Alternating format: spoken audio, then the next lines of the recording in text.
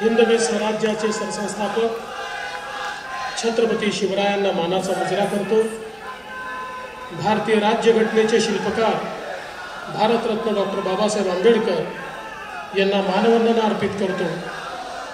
आज ज्यांच्या हस्ते हा कार्यक्रम संपन्न होतोय ते या देशाचे लोकप्रिय आणि अखिल विश्वातील सर्वाधिक लोकप्रिय नेते माननीय पंतप्रधान नरेंद्र मोदीजी, मंचावर उपस्थित असलेले महाराष्ट्राचे लोकप्रिय मुख्यमंत्री एकनाथराव शिंदेजी, आमचे धडाडीचे उपमुख्यमंत्री अजितदादा पवार, पुण्याचे लोकप्रिय खासदार आणि केंद्रीय राज्यमंत्री मुरलीधरजी मोहोळ,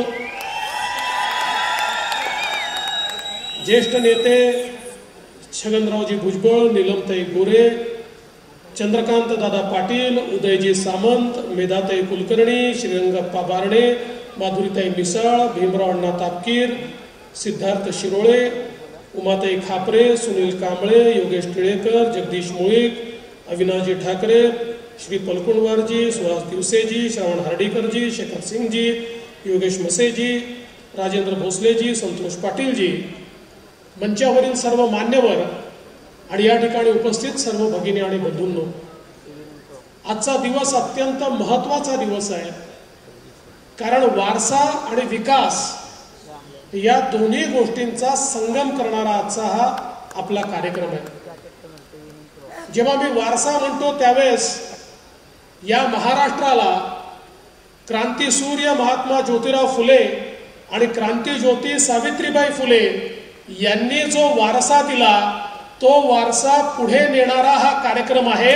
कारण ज्या भिडेवाड्यामध्ये पहिली मुलींची शाळा त्या ठिकाणी सुरू झाली आणि आपल्याला माहिती आहे अनेक लोक त्या काळामध्ये दुस्वास करत होते, विरोध करत होते, शेणाचे गोळे विष्ठा फेकत होते, दगडधोंडे फेकत होते, पण सावित्रीबाई मागे हटल्या नाही आणि भक्कमपणे क्रांती सूर्य महात्मा ज्योतिराव फुले त्यांच्या पाठीशी उभे होते आणि ती शाळा सुरू झाली आणि त्या एका शाळेनं आमच्या महिलांकरता मुलींकरता शिक्षणाची दारं उघडी केली।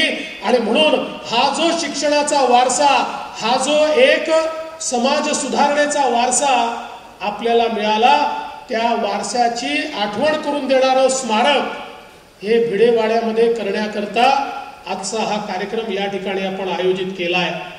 खरं म्हणजे भुजबळ साहेबांनी सगळाच इतिहास सांगितला, कशा प्रकारे मोठ्या प्रमाणात वर्षानुवर्ष या ठिकाणी भिडेवाडा मिळाला पाहिजे म्हणून वेगवेगळी लढाई चालू होती। आणि मला या गोष्टीचा आनंद आहे की भुजबळ साहेब, मुख्यमंत्री महोदय, आम्ही सगळे या लढाईमध्ये आलो। समता परिषद असेल, आमचा माळी महासंघ असेल, सगळ्या लोकांनी मिळून आपण प्रयत्न सुरू केले आणि अतिशय कमी कालावधीमध्ये हायकोर्टातही आपण जिंकलो, सुप्रीम कोर्टातही जिंकलो आणि आज अत्यंत सुंदर अशा प्रकारचं हे स्मारक जे पुढचे 100, 200, 500 वर्ष आपल्या सर्वांना प्रेरणा देत राहील अशा प्रकारचं स्मारक या ठिकाणी सुरू होत आहे। आणि म्हणून मी खरखर आपल्या सगळ्यांचं मनापासून अभिनंदन करतो। खरं म्हणजे आपल्याला माहिती आहे की पुणे ही समाज सुधारकांची भूमी आहे। या समाज सुधारकांच्या यादीमध्ये अग्रभागी ज्यांचं नाव असेल असे महात्मा ज्योतिराव फुले आणि क्रांतीज्योती सावित्रीबाई फुले यांचं स्मारक किंवा यांच्या कार्याचं स्मारक हे होणं हे आपल्या सगळ्यांकरता एक अत्यंत महत्त्वाची गोष्ट आहे। जसा वारसाचा कार्यक्रम आहे तसा विकासाचा देखील कार्यक्रम आहे। स्वारगेट ते कात्रज पायाभरणी आहे, डिस्ट्रिक्ट कोर्ट ते स्वारगेट त्या ठिकाणी त्याचा आपण सुरुवात करतोय। बिडकीन औद्योगिक नोडचं आपण त्या ठिकाणी उद्घाटन करतोय, सोलापूर विमानतळाचं उद्घाटन करतोय। खरं म्हणजे पुणे मेट्रो अजितदादांनी सांगितलंय खरं आहे, परवा उद्घाटनाचा कार्यक्रम काय पोस्टपोन झाला तर काही लोक असे छात्या बडवत होते ज्यांनी एक पिलर देखील आपल्या जीवनात लावला नाही, ते छात्या बडवण्यात पुढे होते। अरे काहीतरी करून दाखवा आणि त्याच्यानंतर छात्या बडवा। या ठिकाणी पुणे मेट्रोचं काम हे निश्चितपणे 2014 साली आपलं सरकार आल्यानंतर या कामाला गती मिळाली. ते काम आपण सुरू केलं. महा मेट्रो ही कंपनीच आपण पुणे मेट्रो करता स्थापन केली आणि अत्यंत वेगानं हे काम त्या ठिकाणी पूर्ण केलं. खरं म्हणजे पुणे मेट्रोचा जो पहिला टप्पा आहे हा देशामध्ये सर्वाधिक वेगानं काम पूर्ण करणारा टप्पा आहे, ज्याची सुरुवात आपण केली. त्यासोबत ज्याचा उल्लेख दादांनी केला की टाटाच्या माध्यमातून जी आपण मेट्रो त्या ठिकाणी करतो आहोत, त्या मेट्रोमध्ये देखील शिवाजीनगर पासून जी मेट्रो आहे हिंजवडीपर्यंत, ती मेट्रो ही देशातली पहिली PPP मोडची मेट्रो आहे.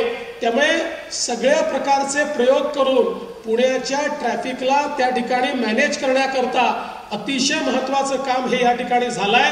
आणि चंद्रकांत दादा असतील, अजित दादा असतील यांनी पालकमंत्री म्हणून या मेट्रोमध्ये ज्या अडचणी होत्या त्या अडचणी दूर केल्या आणि मला असं वाटतं त्यामुळे अतिशय वेगानं हे काम चाललेलं आहे.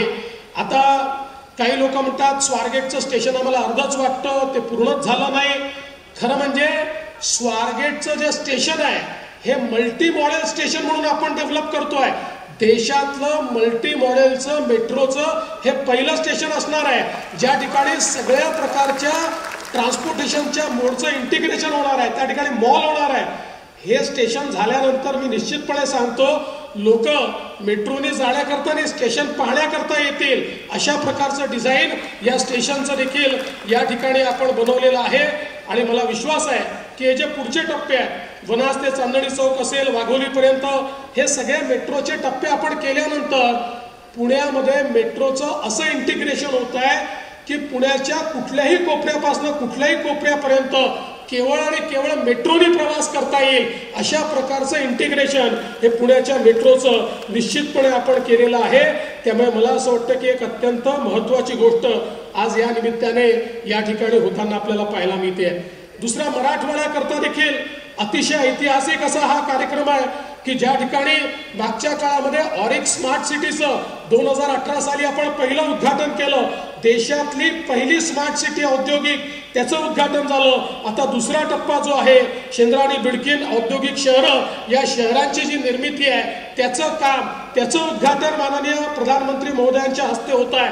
हे प्रधानमंत्र्यांचं विजन आहे आणि या विजनमुळे आज आपल्या देशामध्ये किंवा आपल्या महाराष्ट्रामध्ये आपलं जे काही या ठिकाणी मॅन्युफॅक्चरिंगचं इंजिन आहे ते पुणे जिल्हा आहे, पण आता दुसरं मॅन्युफॅक्चरिंगचं इंजिन हे संभाजीनगर त्या ठिकाणी तयार होत आहे. शेंद्रा आणि बिडकीनमध्ये ज्या प्रकारे आता ॲथर असेल, पिरामल फार्मा असेल, कॉस्मॉस फिल्म्स असेल, टोयोटा किर्लोस्कर असेल, या ठिकाणी JSW असेल, इतक्या मोठ्या प्रमाणात या ठिकाणी वेगवेगळ्या प्रकारच्या गुंतवणूक या येताना आपल्याला पाहायला मिळतात आणि जवळजवळ या माध्यमातनं हजारो लोकांना रोजगार मिळणार आहे. ही व्यवस्था देखील या माध्यमातून आपण केलेली आहे. सोलापूरमध्ये मला अतिशय आनंद आहे की सोलापूरच्या नवीन एअरपोर्टचं देखील उद्घाटन होत आहे. खरं म्हणजे माननीय मोदीजींनी या देशाच्या एव्हिएशन सेक्टरमध्ये जे परिवर्तन करून दाखवलं ते अभूतपूर्व अशा प्रकारचं परिवर्तन आहे. आणि सोलापूरच्या त्या एअरपोर्टमध्ये काय काय अडचणी होत्या या खरं म्हणजे दादांनी सांगितल्या. आपल्याला कोर्टापर्यंत, सुप्रीम कोर्टापर्यंत जाऊन त्या अडचणी आपण दूर केल्या.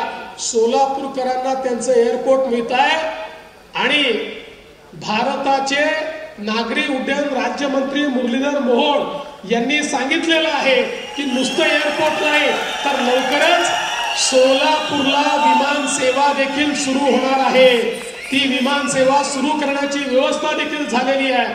कारण काल जसं उद्घाटनाचा या ठिकाणी घोषणा झाली तसे काही लोकांच्या पोटात दुखू लागलं आणि त्यांनी सोलापूरला पत्रकार परिषद घेऊन सांगितलं की उद्घाटन तर करताय पण विमान येणार कधी? काळजी करू नका, विमानतळही केलाय, विमानही येणार आहे, विमान सेवाही त्या ठिकाणी सुरू होणार आहे आणि सोलापूरची कनेक्टिव्हिटी हळूहळू संपूर्ण भारतामध्ये त्या ठिकाणी करण्याचं काम हे आपण करतोय. आणि म्हणून मी जास्त वेळ घेणार नाही. माननीय मुख्यमंत्र्यांचं भाषण देखील आपल्याला ऐकायचं आहे, पण एकच गोष्ट सांगतो, पुण्यासारखं शहर जे एक प्रकारे आमचं आर्थिक मॅग्नेट आहे, ही सांस्कृतिक राजधानी तर आहेच, ही टेक्नॉलॉजीची राजधानी आहे आणि एक आर्थिक मॅग्नेट आहे. आणि म्हणून काल परवा माननीय गडकरी साहेबांच्या नेतृत्वात देखील आपण काही कार्यक्रम या ठिकाणी घेतले. 1,00,000 कोटी रुपयाची कामं या पुणे आणि आसपास आपण या ठिकाणी करतो. मी आपल्याला सांगतो 5 वर्ष थोडी कळ आपण जर काढली 4-4.5 वर्ष तर ही सगळी कामं पूर्ण झाल्यानंतर या महाराष्ट्रामध्ये सगळ्यात नियंत्रित ट्रॅफिक जर कुठला असेल, सगळ्यात लोकांना ट्रॅव्हलिंगची सोय जर कुठे असेल तर ती या पुण्यामध्ये राहणार आहे. हे महायुतीच्या सरकारनं आणि मोदीजींच्या सरकारनं करून दाखवलं आहे. मी पुन्हा एकदा आजच्या कार्यक्रमाबद्दल आपल्या सर्वांना खूप खूप शुभेच्छा देतो आणि माझं बोलणं संपवतो. धन्यवाद. जय हिंद, जय महाराष्ट्र, जय ज्योती, जय क्रांती.